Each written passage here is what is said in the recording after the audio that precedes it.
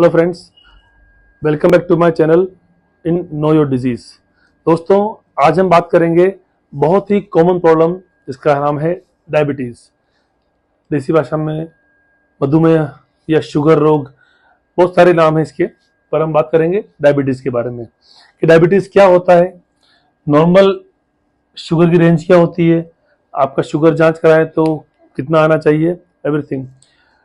Doctor के पास गए आप, डॉक्टर ने आपकी शुगर जांच करी, आपने खाना कितनी बजे खाया है, क्या खाया, उसका कोई रिलेशन नहीं है, उस हम शुगर को बोलेंगे रैंडम ब्लड शुगर, आरबीएस, कि उसका खाने से कोई रिलेशन नहीं है, रैंडम ब्लड शुगर है। अगर आपकी random blood sugar more than 140 आती है, जो कि नॉर्मली लेस देन 140 होनी चाहिए, तो आप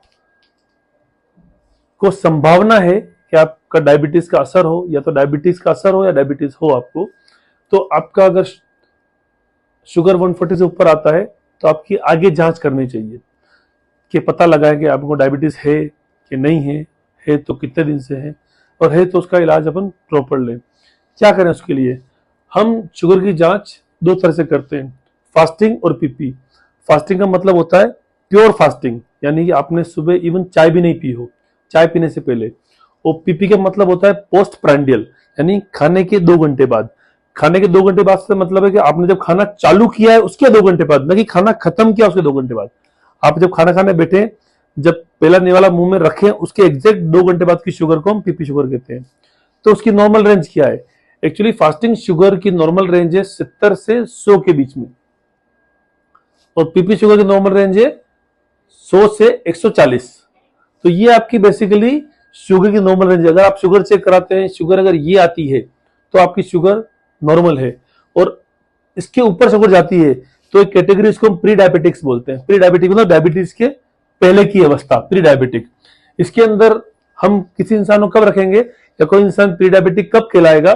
जब फास्टिंग शुगर 101 से 125 के बीच है और पीपी शुगर 140 से 199 के बीच है, तो हम इसको प्री डायबिटिक बोलेंगे।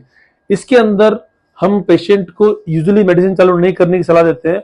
हम पेशेंट का लाइफस्टाइल मॉडिफिकेशन, जिसमें खाने की चीजों में परिवर्तन करना, प्लस एक्सरसाइज, प्लस उसको हम सलाह देते हैं चीजों पर कंट्रोल करने की, उससे डायबिटीज कंट्रोल कर सकते हैं ताकि वो डायबिटीज ना हो।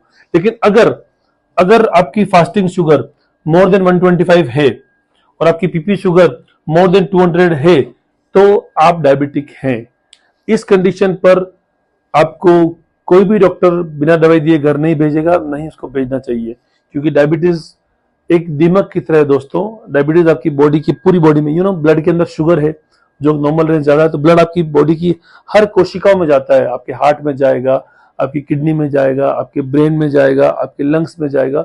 सोचो वहां जो एक्स्ट्रा शुगर जा रही है तो वो आपकी शुगर को एज ए दीमक की तरह आपकी उस बॉडी के ऑर्गन को नुकसान पहुंचा सकती है, न्यूरॉन्स को नुकसान पहुंचा सकती है।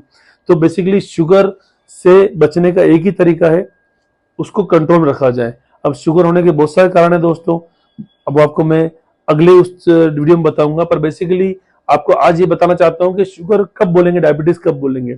और अगर डायबिटीज आपको ये अगर रिपोर्ट्स आती हैं तो उसका एक चेक करने का दूसरा तरीका है कि डायबिटीज कब से आपको, कि डायबिटीज आपको 3 महीने के पहले से और 3 महीनों के अंदर डायबिटीज हुई है। उसके लिए हम एक HbA1c, जिसको हम बोलते हैं ग्लाइकोसाइलेटेड हीमोग्लोबिन A1c, वो हम चेक कराते हैं।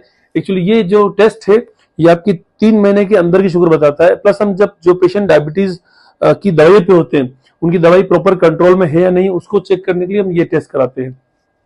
इसकी नॉर्मल रेंज जो होती है दोस्तों लेस देन 5.7 होती है, तो आप HbA1c चेक कराइए, लेस देन 5.7 है। RBS चेक कराइए, मोर देन लेस देन 140 आ रही है।